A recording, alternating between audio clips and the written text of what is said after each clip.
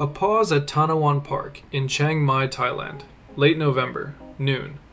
I've just stepped out of the newly opened, rich homemade cake room chak. The avenue runs along the edge. To the left, water shows up and shifts the tempo. I let my gaze follow the curve. A white bridge slips in, straight. Let's cross this stretch without rushing. Water close by, hot wind, and the city fading into the background. Here, the less touristy side is simple. Routine, heat, and small pauses between one thing and the next. When the bridge ends, the bigger lake appears, and only then the brick lighthouse comes into view in the distance, its reflection complete on the surface. There's a kind of pause that starts like this. One fixed point, and the rest of the day loses its hurry. I stay with that image, and as the lighthouse returns from angle to angle, I let a light question hang there. What changes when you stop searching and simply watch? The city still exists, of course. It just becomes a frame, and for a few minutes, that's enough. It's not a big story, it's just a well-placed pause. From here on, I try not to turn this into a list. I'd rather turn it into rhythm. The difference between a tourist place and a local place isn't always what's on the map. Sometimes it's what isn't there. That obligation to be impressed, to understand fast, to comment. Here, it feels quieter.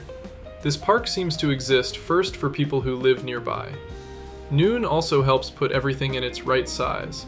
In this sun, the pause has to be efficient. Shade when it shows up, water nearby, and a bit of inner quiet. And that's why the lighthouse works so well. It isn't asking for an explanation, it just offers a fixed point. We rise, we dip, we turn. I let it. When I try to understand everything, I miss what matters, the effect. And the effect is simple. Water holds a reflection. The reflection holds your gaze. Your gaze holds your hurry. Now the park changes the texture of the light. And when that happens, it doesn't need translation. In places like this, the city doesn't ask you to react. You don't have to rate it or explain it. You just borrow a little quiet, and the day slows down with you. Before the shade arrives, the sun feels blunt. It's why locals keep breaks short. Not dramatic, just smart. No heroics, just a clean reset. That's when the bougainvillea comes in. Pink flowers overhead, filtering the brightness and drawing shade across the path. At noon, it turns into a practical tip with no poetry. Shade first, decisions after. After this stretch, I let the rhythm do the rest. There's brick, there are curves, and a moment when the city reappears out there just to remind you the world didn't stop. And I like that reminder, because it keeps me from romanticizing. This pause isn't a retreat, it's an interval inside an ordinary day. The less touristy side, to me, has this dry kind of beauty. You don't have to be interesting. You just have to respect the space, not push into what isn't an invitation, and let the place keep belonging to the people who pass through it every day. I stay with that thought. In less touristy parts, nobody needs you to react on cue. You don't have to label anything. You just let the place be useful. Quiet enough to reset you, ordinary enough to belong. It's a kind of hospitality. It gives you permission to be quiet without calling it anything. And then the mood turns more urban, more direct. Hard lines in the middle of green. The interesting part, in this stretch, is how the water keeps doing its quiet work. It takes what's hard and returns it calmer. It's the kind of calm locals use, not the kind visitors chase. A short reset, a permission. Once you feel it, you stop needing the park to look perfect. For a moment, the park stops trying to be pretty.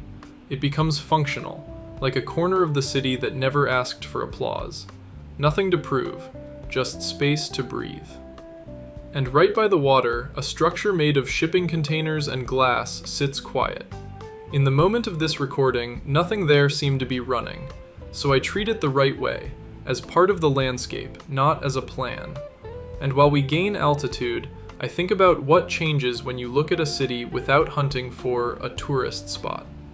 From far away, it becomes routine turned into a drawing. House, street, tree, shade, movement. Small things repeated, sustaining a place far more than any postcard. Maybe that's why a park like this feels so local. It isn't an attraction, it's a pause between tasks. Life doesn't have to stop for you to rest. And little by little, the view opens for real. The park shrinks, the city spreads out. Mountains appear on the horizon. Up here, you can catch a glimpse of a lifestyle without a display window. Streets, rooftops, trees, movement. The same life as always, just seen with distance. I think again about rich homemade cake ruamchak. A newly opened cafe has the face of a beginning, of an attempt, and a local park has the face of continuity. You come back without making an announcement. I stay with this view because it organizes my head. When everything becomes a map, the ego gets smaller. And when the ego gets smaller, even hurry starts to look silly. From here, I let it breathe. There are minutes when the best narration is simply not getting in the way. I watch the edges.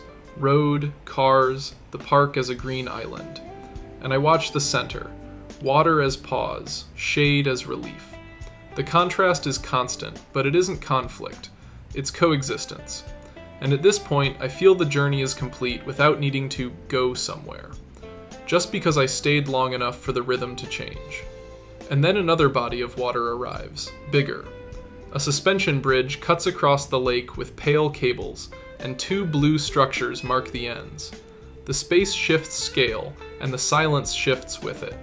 On the surface, discrete signs appear.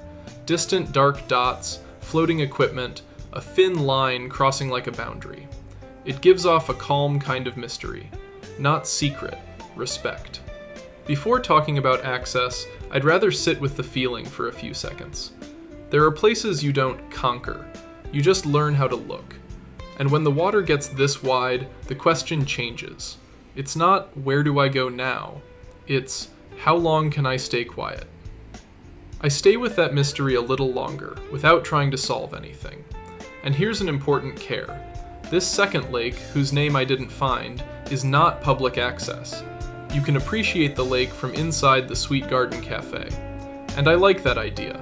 You come right up to the limit, find a permitted way to look, and you don't push past it. The road returns at the edge, traffic keeps moving, and the lake answers in the most efficient way, staying quiet. My gaze drops back to the simple. I stay a beat longer, because leaving is part of the ritual. You carry the calm out with you. Not as a mood, but as a decision, to move slower inside, even when everything outside keeps moving, back into the rest of the day, quietly.